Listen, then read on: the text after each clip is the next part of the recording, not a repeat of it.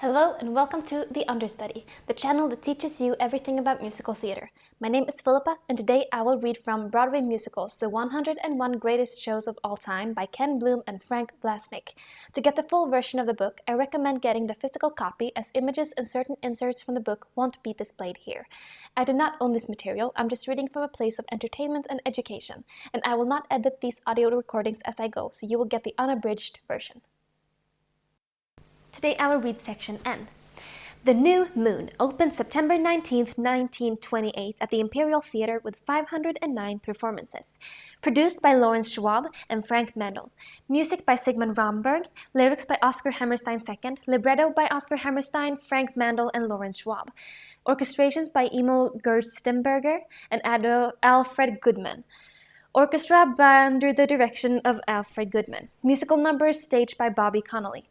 Setting by Donald Onslager and costume designed by Charles Lemaire. Synopsis. It's the late 18th century, and our hero, Robert Mission, works in the French colony of the New Orleans as a bondservant. In the reality, he is a French aristocrat in hiding from authorities who are seeking him on charge of murder. Robert is in love with Marianne Benoit. Both she and Robert are captured and put on a ship bound for France. In a daring act of piracy, Robert and his followers take over the New Moon and sail to the Isle of Pines, where they establish a free colony. The French invade the island, but in the meantime, things have changed in France. The monarchy have been deposed, and the Republic has emerged. The French take over the colony, but with Robert as governor and Marianne as his wife. Cast: Julie, Mary Callahan. Monsignor Benoit, Pacey Ripple. Captain Paul Duval, Edward Nell Jr. Vicomte de Ribaud, Max Figman. Robert Hellion. Alexander, Gus Shy. Bisak, Lyle Evans. Marianne, Evelyn Herbert. Felipe, William O'Neill. Clotilde Bolombaste, Esther Howard. The giants of the world of musical theater in the 1920s were busy men indeed. Jerome Kern opened 17 shows in the decade, including his masterwork, Showboat. That show's lyricist-librettist, Oscar Hammerstein II, beat Kern's record by 1. And Hammerstein's collaborator on The New Moon, Sigmund Romberg, beat them all with a whopping 24 musical and revues opening in that historic decade. It's an even more remarkable achievement for Hammerstein and Romberg in that they wrote two largely different scores for The New Moon, one of their biggest successes. The New Moon was first produced by Schwab and Mandel in Philadelphia, 1 week after the opening of Hammerstein's Showboat on Broadway, with much the same as their smash hit, The Desert Song. The same producers, of course, composer, lyricist, librettist, choreographers, and male lead. But lighting refused to strike twice in Philadelphia, where the show suffered insurmountable problems from the start. Apart from the usual rewrites, the show suffered from cast replacements, technical snafus, a complete turnover of the stage crew due to union problems. Schwab and Mandel wisely decided to shut down the show for major revisions. The new version, which opened in Cleveland barely 8 months later, had only a few songs from the original score, only 2 of the original leads and a new libretto. It was a smash hit, bigger even than the team's previous smash, The Desert Song. The New Moon's magnificent score launched 6 standards, more than any operetta. It proved to be a hit throughout the world and continues to embrace audiences who find it amazingly easy to get lost in the romantic, swashbuckling story and songs. Backstage. In 1792, New Orleans was actually under Spanish rule, not French, but no matter. The historic mistake also found its way into the operetta Naughty Marietta. During the tumultuous gestation of The New Moon, Hammerstein was in the midst of divorcing his wife and courting his future wife, who was then married. Oscar Hammerstein II. The greatest theatrical figure of the 20th century is undoubtedly Oscar Hammerstein II, author, lyricist, producer, and humanist. Hammerstein was at the forefront of the movement to create musical theater to create a musical theater form where song and story are fully integrated. His triumphs, Showboat, and Oklahoma changed the direction of musical theater as he attempted to illustrate serious themes through popular entertainment. Oscar came from one of the most prestigious theatrical families. He was born the son of William Hammerstein, the manager of Victoria Theatre, grandson of the great theatre builder and impresario and unofficial founder of Times Squares, Oscar Hammerstein I, and the nephew of noted producer Arthur Hammerstein. Hammerstein's career was equaled in length and breadth only by that author, director, and producer George Abbott and by Hammerstein's partner Richard Rogers. He had his failures but also remarkable successes. His music and libretti were warm and humane and touched on themes of tolerance and understanding. No, No, Nanette opened September 16, 1925 at the Globe Theatre with 321 performances. Produced by H. Frazee, book by Otto Harbach and Frank Mandel, music by Vincent Youmans, lyrics by Irving Caesar and Otto Harbach, based on the comedy My Lady Friends by Frankel Mandel and Emil Nitre, musical director Nicholas Kempner, directed by H. Frazee, musical staging by Sammy Lee, scenic design by P. Ackerman, costume supervisor Corinne Barker, costumes provided by Milgrims, Schneider, Anderson, and Francis. Synopsis. Bible publisher Jimmy Smith wants to live it up, but his wife, Sue, doesn't approve. So Jimmy becomes a close personal friend of Flora from Frisco, Betty from Boston, and Winnie from Washington. When his involvement with the trio becomes too much to handle, Jimmy's lawyer, Billy, takes the girl down to Atlantic City to arrange the breakup. Unbeknownst to the lawyer, Jimmy has also decided to retreat to the shore along his young ward, Nanette. And unbeknownst to them both, this is a 1920s musical after all, Sue and Billy's jealous wife, Lucille, also decide to take in the sea breezes. You can guess what happens, but we should tell you that Billy's assistant, Tom, who is in love with Nanette and vice versa, adds to the door-slamming confusion. Original cast: Pauline, Georgia Orihime, Sue Smith, Eleanor Dwan, Billy Early, Wellington Cross, Lucille, Josephine Whittle, Nanette, Louise Grudy, Tom Trainer, Jack Barker, Jimmy Smith, Charles Winnegar. Today's musical belong to one or two camps. Those that try out on the road and then come to Broadway, and those that open cold with just a free previews. Touring has become prohibitively expensive. So many shows prefer to forego the benefits of time spent away from the prying eyes of Broadway and usefulness of audience response. Shows that have opened cold include City of Angels. Others open cold on Broadway, but with many workshops under their belts. Today, many regional theater companies present musicals with enhancement money, provided by producers who want to test the waters without having to raise all the money necessary for a full Broadway production with Broadway costs for actors, sets, and so forth. The Full Monty, Old Globe Theatre, A Year with Frog and Toad, Children's Theatre Company of Minneapolis, High Society, ACT, Jane Eyre, La Jolla, Urban Cowboy, Coconut Grove Playhouse, Bounce, Goodman Theatre Company, Ada, Alliance Theatre, and Over, Signature Theatre are just a few examples. Given the lackluster success of the most of the aforementioned, perhaps a regional theater route is not the way to proceed. Less than sophisticated but enthusiastic homegrown audiences sometimes aren't the most reliable gauges of reception on Broadway. But for some producers, a long out-of-town engagement with Broadway as an ultimate goal seems the best way to proceed. Sunset Boulevard played in Los Angeles for a year before moving to Broadway. Kiss of the Spider-Woman played a long engagement in Toronto before opening in London and finally New York. Mamma Mia did it backward, opening first in London and then down in Toronto before a new company opened in Chicago on the way to New York. The idea of a long engagement prior to Broadway isn't a new one. No, No, Nanette played for a year in Chicago before opening in New York. In fact, Chicago has its own homegrown musical theater tradition. Most Age Singer produced a series of shows at the La Salle Theatre with music by Joseph E. Howard, Frank R. Adams, and Will M. Hugh. Many of the shows never came to New York.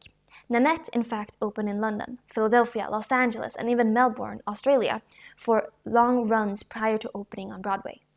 Nanette was the first true international hit in Broadway musical. In addition to the dozen companies playing in the United States, there were engagements in Paris and 4 revivals over the years, Germany, Vienna, and Budapest. The show had been revived continuously and filmed on 2 occasions. Just about the time that Nanette fell out of favor, replaced by more current fare, producer Harry Rigby came along and presented the legendary 1971 revival starring Ruby Keeler, Patsy Kelly, Jack Gilford, Bobby Van, and Helen Gallagher. There were the requisite national tours, London mounting an Australian revival, and later a production in Berlin. Nanette's great success inspired Harry Rigby to resurrect Irene on Broadway. It too was a success, but his revival of Good News didn't ignite, and Broadway's re-examinations of early musicals was ended. Nanette proved that the show could succeed before opening on Broadway, that Broadway had international appeal, and that 50 years on, an entertaining Broadway musical could succeed against throughout the world. Donald Sadler started as a hoofer, getting a huge break choreographing a smash his first time up, with his conga and swing production numbers centering each act of Wonderful Town. Sadler was saddled with more than his share of stinkers, Shangri-La, Sophie, Trix, Teddy and Alice, and his greatest work was in the revivals of No No Nanette and On Your Toes. In Nanette, he devised a ballroom dance showstopper for the ages with the You Can Dance with Any Girl at All stunner for an old friend Helen Gallagher and Bobby Van, incorporating the polka, waltz, castle walk, and two-step. And In Your Toes, his challenge between the ballet troupe and the hoofers was thoroughly exhilarating. He danced his way back to Broadway as a performer at the age of 81, as the half of the Dancing Whitmans, opposite Marge Champion in the revival of Follies. Otto Harbach. Otto Harbach was one of the most prolific lyricists of the American musical theater. In 1926 alone, he had 5 shows premiere on Broadway. His career spanned the most important decades of the young art form's formative years. Harbach's word graced shows from 1908's The Three Twins to 1936's The Forbidden Melody. Along the way, he worked with some of the greatest composers of operetta and a musical comedy, including Rudolf Frilm, Jerome Kern, Sigmund Romberg, Vincent Youmans, and Harry Turney. His first show, The Three Twins, written with composer Karl Hoschna, yielded his first hit, Cuddle Up with a Loser. He struck Tin Pan Alley gold again with Madame Sherry's Every Little Movement in 1910. His other hit songs include Indian Love Call, Who, One Alone, I Won't Dance, all in collaboration with Oscar Hammerstein II. She Didn't Say Yes, The Night Was Made for Love, Try to Forget, You're Devastating, Smoke Gets in Your Eyes, and Yesterdays. Posters. The theater is an ephemeral art show form, in which is its blessing and its curse. Once a show passed in memory, little that is tangible remains, except programs, photos, cast recordings, and occasional video and posters. Of these, the posters is the most decorative. For years, the poster was looked at simply as a utilitarian object without collective value, and thousands were printed, distributed, and discarded. Only a few individuals had the forethought to collect them when their value was considered infinitesimal. Since theater needs an audience, broadsides were an inevitable part of the strategy to put people into seats, with early playbills also serving as posters. With the advent of the lithograph in the early 19th century, Posters and playbills enjoyed greater variety. Genuine fine artists began illustrating them, and printing techniques became more sophisticated. Probably the best American printing house was the Strawbridge Lithographing Company of Cincinnati, which printed thousands of posters for theatrical shows and circuses in addition to its other graphic products. Strawbridge's dominance of poster art was waning by the early 1920s, and the Artcraft Lithograph and Printing Company, founded in 1922, became the premier theater poster printer in America. Until then, posters were printed on whatever size paper stock the artist and producer requested. But Artcraft began standardizing the poster size to 14 by 22 inches, the size of a Broadway window card to this day. Sizes of large posters were also regularized.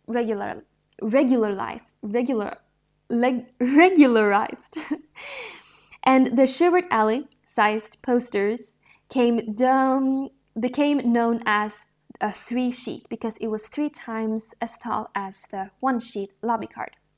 Among the recent poster designers whose work is highly prized by collectors are Berda, Mame, La Cage aux Folles, now Dow Jones, Bird, Follies, Godspell, The Grand Tour, Eula, The Act, Timbuktu, Faye Cage, Dear World, 1776, All-American, Gilbert Lesser, Rex Accuse, The Elephant Man, Oscar Liebman, Canterbury Tales, What Makes Sammy Run, Frederick Marvin, 70 Girls 70, Look to the Lilies, James McCullen, all the shows at the Lincoln Center Theater Company, I Remember Mama, Morrow, Fiddler on the Roof, Candine, Wildcat, Mussel, The Gay Life, Nicholas on the 20th Century, Clyde Smith, Applause, Jill Spear, Caesar and Cleopatra, and Stubbs, Flower Drum Song.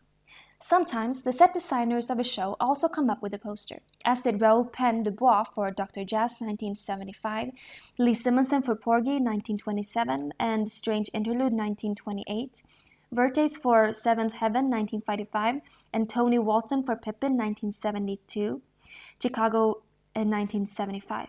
Famous illustrators include Peter Arno, The Pajama Game, Saul Bass, Golden Boy, Whitney Darrow Jr., Something More, Mort Drucke, Bob and Ray, the two and only, Don Freeman, A Streetcar Named Desire, The Skin of Our Teeth, Alf Hirschfeld, My Fair Lady, Man of La Mancha, Fade Out, Fade In, Hoff, Borch Capades, Hilary Knight, Half a Sixpence Come Summer, Meet Me in St. Louis, Irene, No Nanette, and Leroy Nyman, Busker Alley. No matter the artist, theater posters all share basic elements: the name of the producer, title of the show, and the name of the theater. But as decades have passed, more and more names have been added, to the detriment of the artwork. In fact, many modern posters have no logo, consisting only of type. The exception to this rule is the British show poster, especially those designed by De Winters. Cats, Miss Saigon, Phantom of the Opera. Of course, no poster can convince anyone to run out and see a show, but they are secondary forms of advertising, acting as a reminder to the theatergoer that the show is still playing. Older posters, apart from their beauty as art, remind us of great nights in the theater, favorite stars and shows, and the romance of it all.